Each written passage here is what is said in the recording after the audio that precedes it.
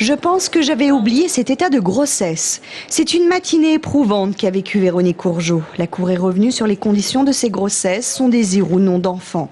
Véronique Courgeot avoue qu'elle n'aurait pas pu fonder une famille nombreuse, mais j'étais parfaitement bien avec mes enfants. Les autres, ce n'était pas ça.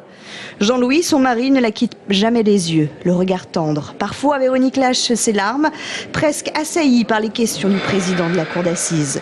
Celui-ci souhaite une vérité, une réalité logique des événements. Et c'est Jean-Louis Courgeot lui-même qui va soulever l'étrangeté de cette affaire. Celle-ci n'est pas rationnelle et n'a pas forcément d'explication cartésienne. Ce sont des souffrances intimes que je ne peux pas tellement évoquer ici.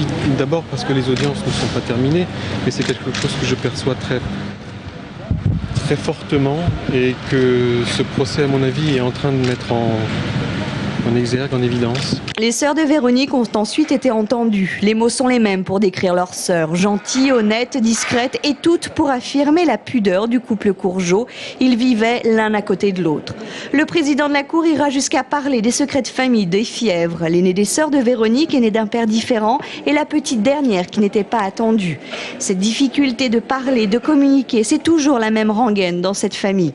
Le frère de Véronique ira jusqu'à souligner le mal que les enfants fièvres ont à construire leur avenir. C'est l'intimité d'un couple et de toute une famille qui a été décrite cet après-midi, ou en tout cas tentée de l'être. Des témoignages éprouvants et émouvants, parfois lâchés par bribes de phrases. Demain, ce sont les proches, les amis proches du couple qui seront interrogés pour décrypter les liens qui unissent Jean-Louis à Véronique. Une Véronique qui s'efforce d'apporter des explications durant son procès.